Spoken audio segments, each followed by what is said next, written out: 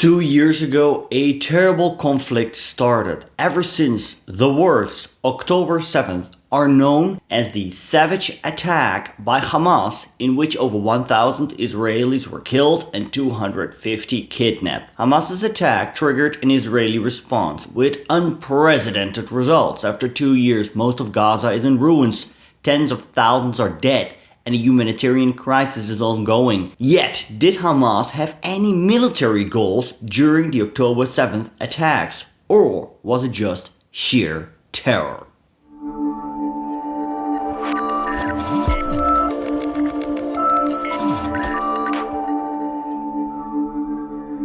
Hamas is a Palestinian militant and political organization based in the Gaza Strip. On the 7th of October 2023, its fighters launched a large-scale assault on Israel. Israel responded with a massive military campaign in Gaza, which has resulted in the death of tens of thousands of Palestinians. The US, the UK, Israel, and many other countries classify Hamas as a terrorist group. Despite suffering heavy losses in the war, Israel says Hamas still maintains armed units in places such as Gaza City.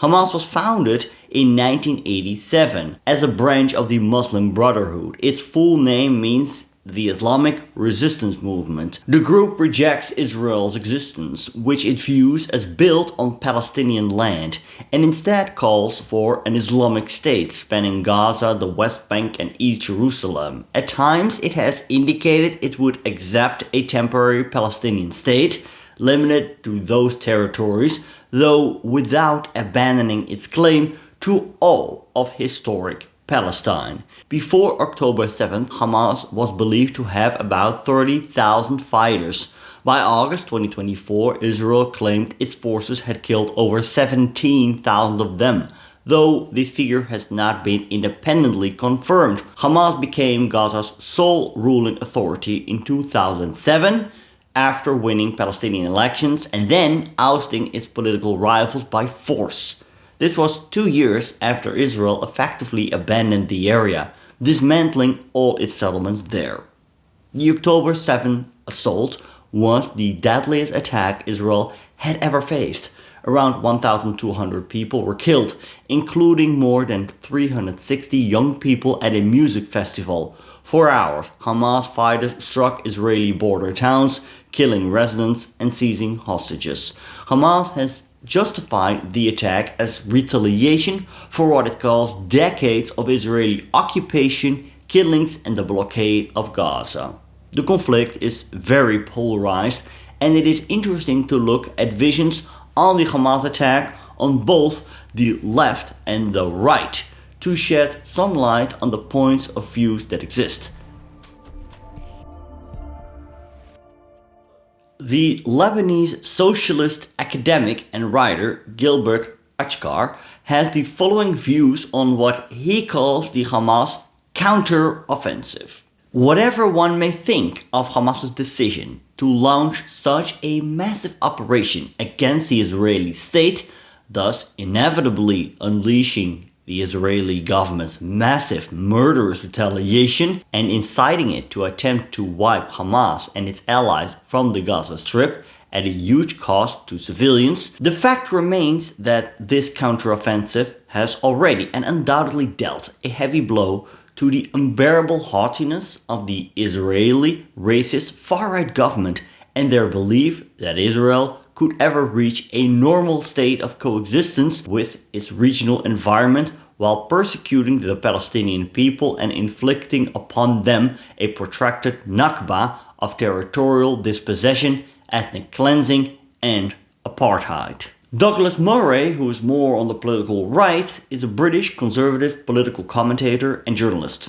He writes the following in his book on democracies and death cults. The attack from Gaza was a brigade-sized one, which happened in several waves of people. Terrorists from Hamas and Islamic Jihad came first.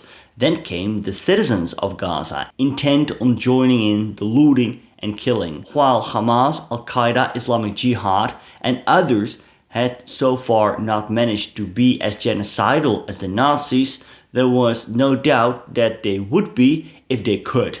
Still, there was something about their actions and their motivations that made them distinct. Himmler and his SS were among the most evil people in human history, yet even they had sought to cover over their crimes. Here in 2023, in the form of Hamas, were people who were boasting of their crimes, were proud of their crimes, and indeed wanted to broadcast their crimes for all the world to see. So Achkar explained October 7th as an act of desperation and self-defense conducted as a logical consequence of Israeli policy. Murray labels Hamas as a death cult, as pure evil, hell-bent on killing innocent Israelis. It must be said that on that fateful day also IDF posts came on the Hamas attack. It is interesting to see what Hamas itself claimed the attack to be. They released a document named Our Narrative, Operation Al-Aqsa Flood, in which they justify their actions on October 7th. They list what they call the disastrous results of the so-called peace process. After this, they claim their Operation Al-Aqsa Flood, was a necessary move. What was expected from the Palestinian people after all of that? To keep waiting and to keep counting on the helpless UN? Or to take the initiative in defending the Palestinian people, lands, rights and sanctities, knowing that the Defense Act is a right enshrined in international laws, norms and conventions. Proceeding from the above, Operation Al-Aqsa Flood on October 7th was a necessary step and a normal response to confront all Israeli conspiracies against the Palestinian people and their cause. It was a defensive act in the frame of getting rid of the Israeli occupation, reclaiming the Palestinian rights, and on the way for liberation and independence like all peoples around the world did. After October 7th, Hamas leaders framed the attack in ideological and political terms. They said the operation was a response to Israeli actions at the Al-Aqsa Mosque in Jerusalem, settlement expansion in the West Bank, and desecration of holy sites. Hamas cast itself as the protector of Gaza and all Palestinians, claiming Israel's blockade and occupation forced this action. Hamas emphasized the goal of capturing Israelis for future prisoner swaps. They claimed the attack would awaken Arab and Muslim nations and recenter Palestine as the core issue in the Middle East. Leaders portrayed it as a jihad, part of a long struggle to liberate all of historic Palestine, not just Gaza. Hamas avoided openly admitting the deliberate killing of civilians in statements to international media, framing it as a military operation. But internally, in Arabic speeches, leaders often glorified the scale of the attack, including civilian deaths. This also happened on the ground during the October 7 attacks by perpetrators themselves, who also took the time to record their atrocities.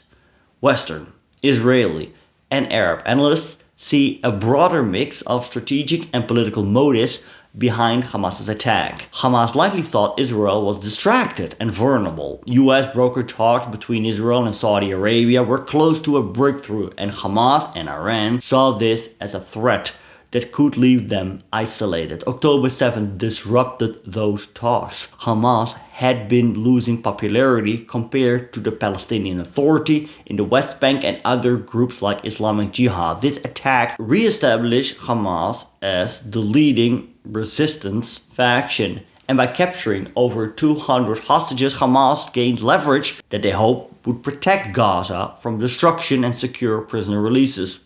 Iran didn't necessarily order the attack, but Hamas is part of the so-called axis of resistance with Hezbollah, Islamic Jihad, Houthis, etc. There is still a question as to why Hezbollah, located in southern Lebanon, did not join the attacks on October 7th. It seems that Hamas did not inform them of their plan because they had no means to communicate with their fellow Iranian proxy without the communications being intercepted and the assault compromised. Hezbollah did start firing rockets at northern Israel shortly after the attacks, but the groups seem not to have coordinated. Eventually, Israel also aimed its guns at Lebanon, and this was not the first time either. Many pro-Palestinian activists claim the war didn't start on October 7th. There is some truth in that. The Israeli-Palestine conflict has roots that go back over 100 years. Recently, Western countries started to recognize the state of Palestine, but a de facto Palestinian state has never existed. Why is that? Click here to find out.